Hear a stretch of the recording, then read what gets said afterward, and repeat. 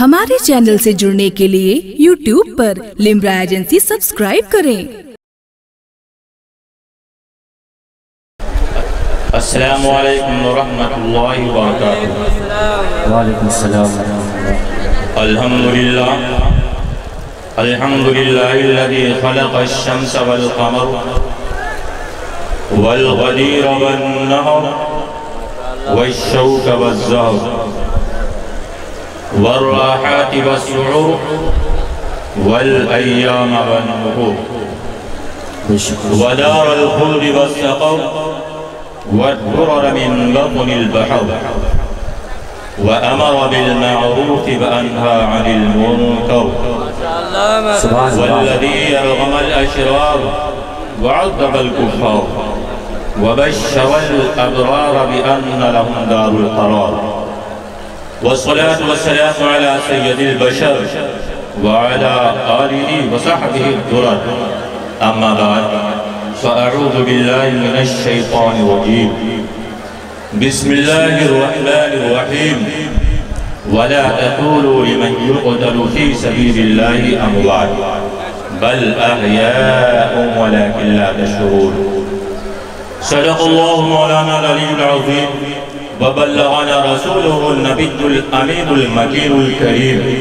ونحن على ذلك لمن الشاهدين والشاكرين والحمد للہ رب العالمین۔ آئیے کچھ سننے و سنانے سے پیش کر اس ذات پر محبت اور عقیدت کی ڈالی نشاور کریں جسے رب العالمین نے رحمت للعالمین سید المرسلین طٰہٰ و یاسین سراج السالکین نبی الحرمین امام الثقلین صاحب قاب قوسین اور خواجہ کونین کی حیثیت سے مبعوث فرما کر سارے عالم ماکانہ و مایکون پر احسان عظیم فرمایا۔ محبت و عقیدت کی دانی نچھاور کریں اس ذات پر جو آمنہ کا نور نظر ہے، عبداللہ کا لگتے جگر ہے، جس سے میری مراد بشارت روح اللہ، تمنائے کریم اللہ، دعائے خلیل اللہ یعنی محمد الرسول اللہ صلی اللہ علیہ وسلم کی بارگاہ میں اپنے غلامی کا ثبوت دیتے ہوئے باواز بلند درود شریف پڑھیں اللہم صلی علی سیدنا و شفیعنا و نبینا و بارک وسلم صلاۃ و سلام علیک یا رسول اللہ صلی اللہ علیہ وسلم۔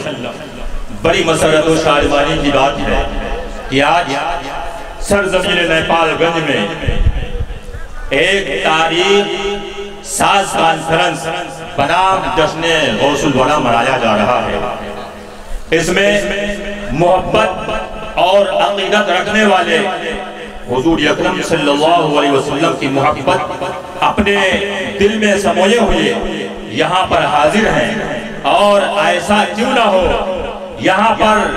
وہ ہستی جلوہ آرا ہونے والی ہے جس سے میری مراد نجم الملت والدین حضور نجیب ملت مدد ذلہ النورانی ہے۔ سبحان اللہ۔ ارے ایسی ذات سے، ایسے حلقے سے، ایسی خانقاہ سے آپ تعلق رکھتے ہیں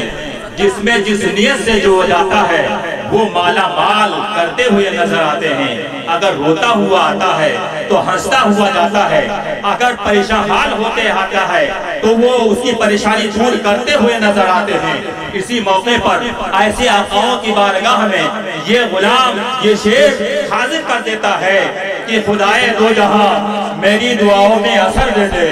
خدائے دو جہاں میری دعاؤں میں اثر دے دے، دعا یہ ہے ذرا سا چوری کرنے کا ہنر دے دے۔ ارے تمنا ہے کہ جب چوری کروں فوراً پکڑ جاؤں، میرے مولا اسی محبوب سبحانی کا گھر دے دے، میرے مولا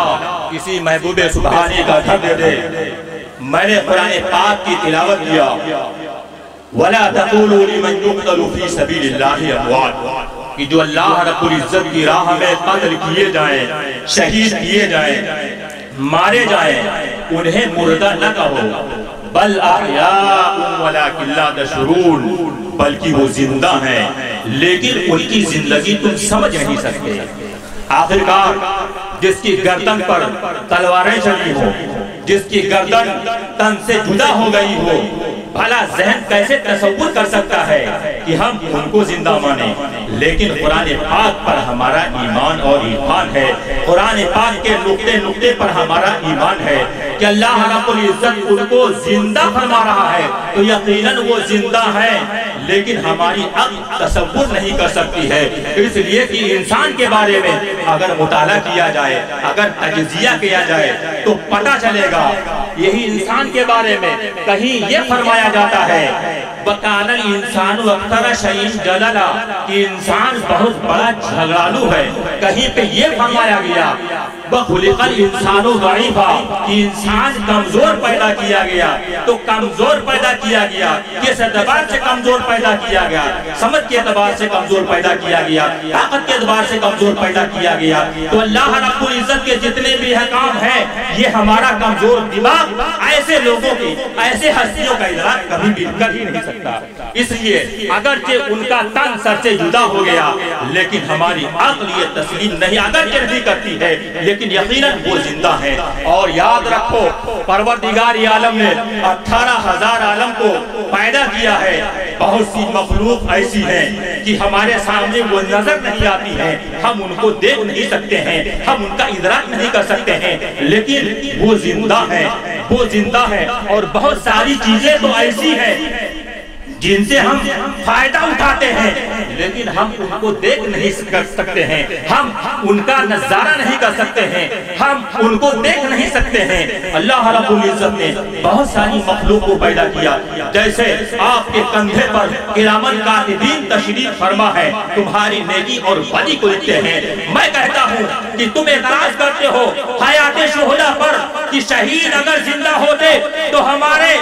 نظروں کے سامنے آتے، ہم اپنی ایمانی نگاہوں سے دیکھتے، اپنی آنکھوں کی، اپنے سر کی آنکھوں سے ہم دیکھتے، لیکن شہید ہم کو نظر نہیں آتے ہیں۔ اس سے ہمارا ناقص دماغ کیا سمجھتا ہے کہ شہید کیسے زندہ ہو سکتے ہیں؟ یقیناً شہید زندہ ہیں، لیکن تم ان کی زندگی کا شعور نہیں کر سکتے ہو۔ بہت ساری مخلوق ہے جو ہمیں نظر نہیں آتی ہے مگر وہ زندہ ہے، کرامن کاتبین زندہ ہے، جنات زندہ ہے، اور ہوا یہ زندہ ہے۔ ان تینوں چیزوں کے بارے میں ہم آپ سے پوچھنا چاہتے ہیں، ہوا سے آپ فائدہ اٹھاتے ہیں، ہوا کو آپ نے دیکھا ہے، جناتوں کو آپ نے دیکھا ہے، آپ نے فرشتوں کو دیکھا ہے، آپ نے ہوا کو دیکھا ہے، آپ کہتے ہوئے نظر آئیں گے ہم نے ہوا کو نہیں دیکھا ہے، اگرچہ 24 گھنٹہ ہوا سے ہم فائدہ اٹھاتے ہیں، ہم نے جناتوں کو نہیں دیکھا ہے، اگرچہ ہم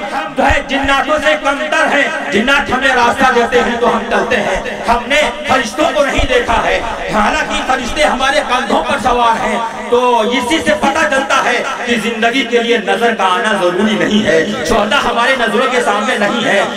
تو وہ زندہ ہے۔ اللہ رب العزت اعلان فرماتا ہے بل احیاء ولکن لا تشعرون، کہ وہ زندہ ہے، لیکن جس طریقے سے تم جناتوں کی زندگی کو نہیں سمجھ سکتے ہو، ہوا کے بارے میں نہیں سمجھ سکتے ہو، جس طریقے سے فرشتوں کی حیات کے بارے میں نہیں سمجھ سکتے ہو، تمہاری اندر وہ عقل نہیں ہے، وہ ادراک نہیں کہ ایسی ذات کے بارے میں آپ ادراک کر سکو، ایسے ہی شہید زندہ ہے ولکن لا تشعرون، لیکن ان کی زندگی کو آپ سمجھ نہیں سکتے۔ اسی موقع پر یہ ناچیز کہتا ہے، بڑے فخر سے کہتا ہے کہ آئے طوفان پہ طوفان ہلا کوئی نہیں، آئے طوفان پہ طوفان ہلا کوئی نہیں، سو گئے ظلم کے شولوں پہ جلا کوئی نہیں۔ ارے کربلا ظلم کے خنجر کو بڑی حیرت ہے کہ کٹ گئے سارے گلے اور مرا کوئی نہیں، بل احیاء ولکن لا تشعرون۔ ہمارے چینل سے جڑنے کے لیے YouTube پر لمرا ایجنسی سبسکرائب کریں۔